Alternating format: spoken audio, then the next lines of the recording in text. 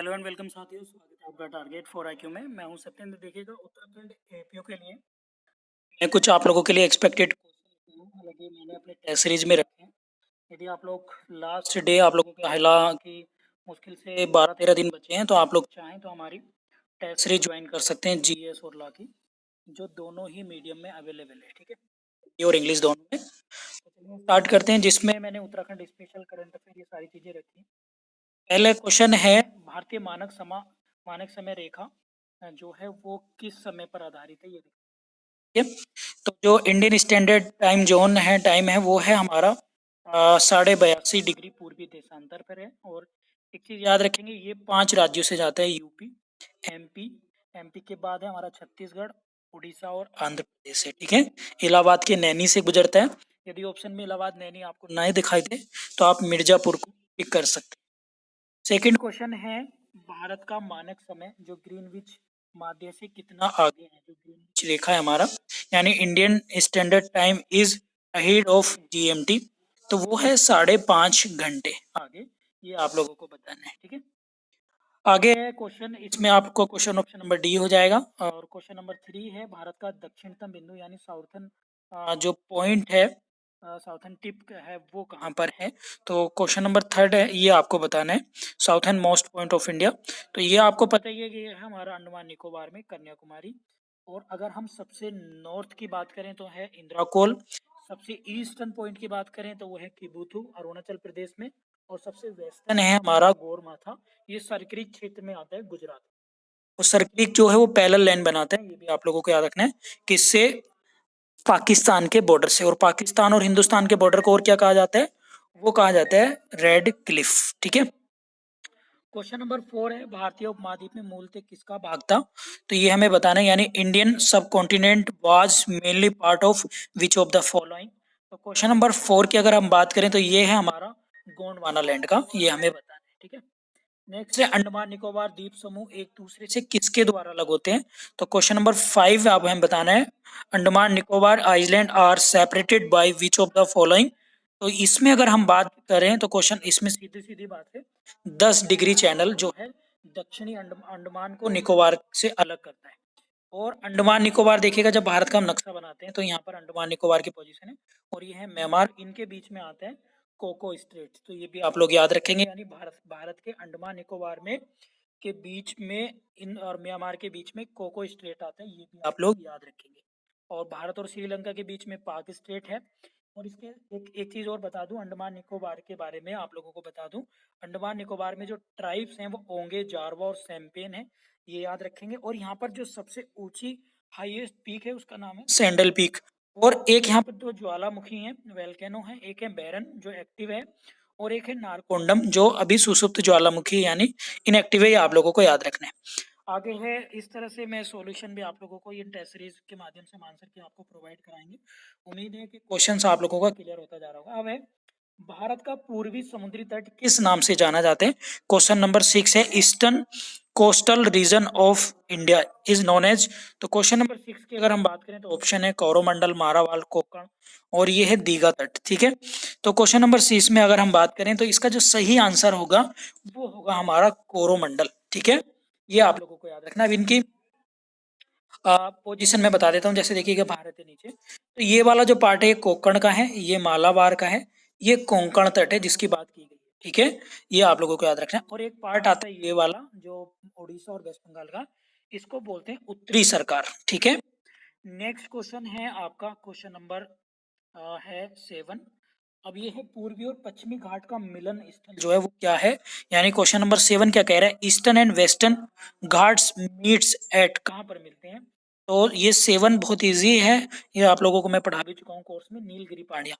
अब देखिएगा, नीलगिरी पहाड़ियाँ अगर फिर हमसे मैप बनाए तो नीलगिरी पहाड़ियाँ जो हैं इस तरीके से हैं, रहती हैं 3 राज्यों में इनकी प्रेजेंस है, केरल, तमिलनाडु और कर्नाटक। ठीक है, आगे अगर हम बात करें, और दोदा बेटा जो है वो नीलगिरी की सबसे ऊंची चोटी है, तमिलनाडु की भी, ये आप लोगों को याद रखना है। क्वेश्चन नंबर है 8, विश्व की सबसे बड़ी जहाज रानी नहर कौन सी है। तो क्योंकि वर्ल्ड ज्योग्राफी से भी 3-4 क्वेश्चन आपके एग्जाम में आएंगे, तो मैंने उसी हिसाब से क्वेश्चन रखे हैं। क्वेश्चन नंबर 8 का जो सही आंसर होगा तो वो है स्वेज रानी और स्वेज नहर। स्वेज नहर जो है देखिएगा मैं बताऊं 1869 में 1869 में बनी थी, ये आप लोगों को याद रखना है। और स्वेज नहर जो है भूमध्य सागर से लाल सागर को जोड़ती है, ये भी आप लोगों को याद रखना है। मिस्र में है ये, इसकी प्रेजेंस कहाँ पर है, मिस्र में, ठीक है। आगे अगर हम बात करें तो वो पनामा नहर जो है आपको पता है ये अटलांटिक से जोड़ती है प्रशांत महासागर को, ये भी मैं आप लोगों को मतलब एक क्लास में करा चुका हूँ। विश्व में सर्वाधिक लवणता झील किस में पाई जाती है, लवणता का मतलब है यहाँ से जो खारापन जिसमें होता है, साल्ट टाइप का, ठीक है। क्वेश्चन नंबर 9 है the maximum salinity is found in which of the following lake.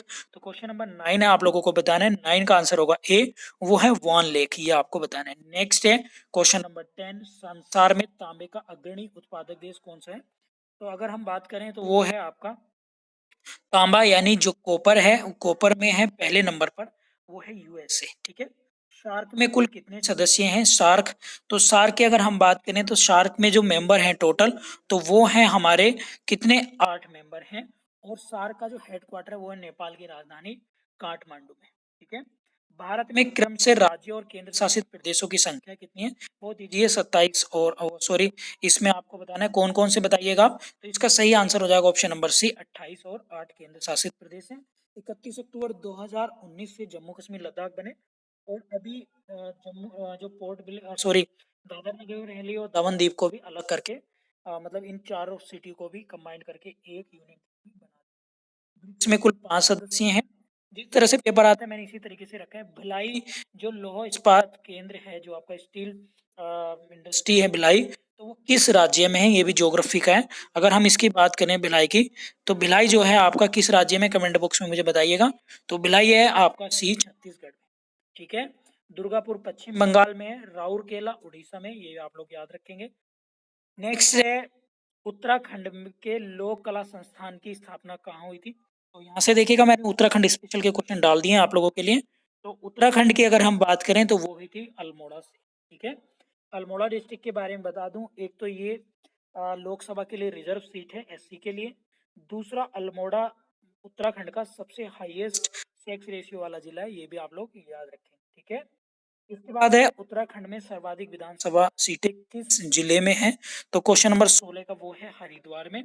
Uttarakhand express के नाम से किसे जाना जाता है, तो उत्तराखंड एक्सप्रेस है नोन एज, वो है 17 का सी सुरेंद्र सिंह भंडारी। अशोक का कालसी अभिलेख कहाँ से प्राप्त हुआ था, तो ये बात अगर हम बात करें तो ये हुआ था आपका देहरादून डिस्ट्रिक्ट में है, ये आपको याद रखेंगे।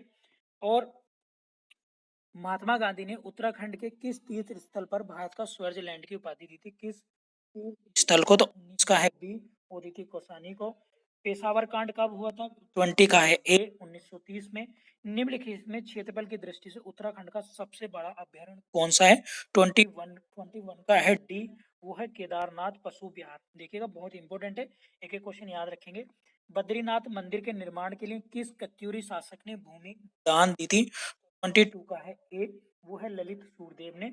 और पूर्वी रामगंगा नदी का उद्गम स्थल कहाँ पर है, 23 का वो ऑप्शन थी नामिक ग्लेशियर, ठीक है, याद रखेंगे। आप लोग कमेंट बॉक्स में बताइएगा कि यमुना नदी जो है वो किस ग्लेशियर से निकलती है। उत्तराखंड में राज्य शैक्षिक पुरस्कार योजना कब प्रारंभ हुई थी, तो वो हुई थी 2009 से। और काठगोदाम किस नदी के किनारे पर बसा है, 25 का है डी, वो है गोला नदी पर। माप तोल हेतु धूली पाथा चलाने का श्रेय किसे जाता है, 26 का है आपका बी, अजयपाल को। बाल गंगा किसकी सहायक नदी है, तो वो है भागीरथी की।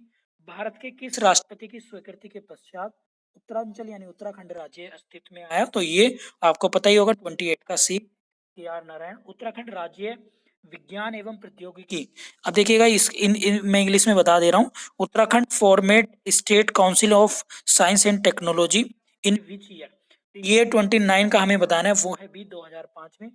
सेतु बंध की रचना किसने की थी, 2030 का है सही आंसर, वासुदेव ने। वर्ष 1986 में विरक्ष मित्र पुरस्कार से सम्मानित किसे किया गया था, तो 31 का है ए, गोरा देवी को। गोरा देवी सुंदरलाल बहुगुणा जी के साथ में चिपको मूवमेंट से रिलेटेड है। राजी जनजाति किस निवास स्थान पर अपना जो है रहती है, तो 32 का जो सही आंसर हो जाएगा वो है रेत्यूड़ा, याद रखेंगे इनके स्थान को जो कहा जाते हैं रेत्यूड़ा। उत्तराखंड पर शासन करने वाली प्रथम राजनीतिक शक्ति कौन थी? 33 का है आपका ए ऑप्शन, वो है कुनिन। और उत्तराखंड के चमोली जिले के माणा गांव में भारत चीन के पास कितने फीट की ऊंचाई पर भारत का सबसे ऊंचा हर्बल पार्क का उद्घाटन किया गया है? तो उसका ऊंचाई बतानी है आपको, 34 का है ए, 11,000 फीट पर। अब है भारत उत्तराखंड सरकार ने महात्मा गांधी राष्ट्रीय ग्रामीण योजना जो मनरेगा है, जो 2005 से स्टार्ट हुई थी, पहले तो नरेगा था लेकिन 2009 में इसका नाम कर दिया था मनरेगा, दिवसों की मौजूद संख्या 100 दिन से बढ़ाकर कितनी कर दी है? आपका बी 150। किस जनपद के अजय ओली को राष्ट्रीय युवा पुरस्कार जो है सम्मानित किया गया है? 36वें का सी है, वो है पिथौरागढ़। हाल ही में किस उत्तराखंड आईपीएस एसोसिएशन का अध्यक्ष चुना गया है? 37 का है ए, अमित सिन्हा को। अजय वारियर जो मिलिट्री एक्सरसाइज है उत्तराखंड के चौबाटिया में भारत और किस देश के मध्य हो? तो अजय वारियर आपको पता है किसके बीच में? इंग्लैंड यानी यूनाइटेड किंगडम, आप यहाँ पर लिख सकते हैं। 39 का है देश का पहला राज्य ई कैबिनेट कहाँ पर हुआ? तो ये 39 का सी, उत्तराखंड में। आईपीएल के दूसरे हाफ का आयोजन कहाँ किया? तो यूएई में। और उत्तराखंड के वर्तमान राज्यपाल आपको पता है गुरजीत हैं, याद रखना है, 41 का ए। और भारत के वर्तमान राज्य रक्षा मंत्री कौन है? राज्य रक्षा मंत्री पूछा है यहाँ पर, इसमें कंफ्यूज ना होइएगा आप, तो वो है अजय भट्ट। और ये भी कहाँ के हैं? ये है नैनीताल के एमपी हैं, याद रखेंगे। इसके बाद है मित्र शक्ति किन देशों के बीच होने वाला युद्ध अभ्यास है? तो मित्र शक्ति भारत और नेपाल, और इस बार ये कहाँ पर हुआ था? पिथौरागढ़ में। किलिमंजारो ज्वालामुखी कहाँ पर है? 44 में अगर हम बात करें ए पर, तंजानिया में है। वर्तमान में रिजर्व बैंक ने रेपो रेट कितना बताया है? तो वो है आपका है 4%। हाल ही में कौन सा नेशनल पार्क रामसर सूची में शामिल किया गया है? तो 46 का है डी, सुल्तानपुर, ये पड़ता है हरियाणा में। हाल ही में भारत ने किस देश के लिए ट्रेन बहाली की है? तो ये सबको पता है, अभी हाल ही में बांग्लादेश के लिए ट्रेन की जो है बहाली कर दी गई है। हाल ही में किसे शांति का नोबेल दिया गया है? अगर शांति की नोबेल हम बात करें तो मारिया रेसा तंजानिया और दिमित्री मुरातोव जो हैं ये रूस के, इन दोनों को ही मिला है। ब्लू कार्बन, ब्लू कार्बन की अगर हम बात करें तो ये ब्लू कार्बन जो है किससे संबंधित है? 49 का जो आंसर हो जाएगा महासागरों से। साइलेंट स्प्रिंग किसकी पुस्तक है? तो ये है आपकी पर्यावरण संबंधित है, ये याद रखेंगे, पर्यावरण से संबंधित। बाकी ये पूरा 100 क्वेश्चन है, आप लोग टेस्ट सीरीज ज्वाइन कर सकते हैं। इस तरह के क्वेश्चन है 750011 0314 पर आप व्हाट्सएप या कॉल करके आप लोग क्वेरी ले सकते हैं और टेस्ट सीरीज ज्वाइन कर सकते हैं। Thank you.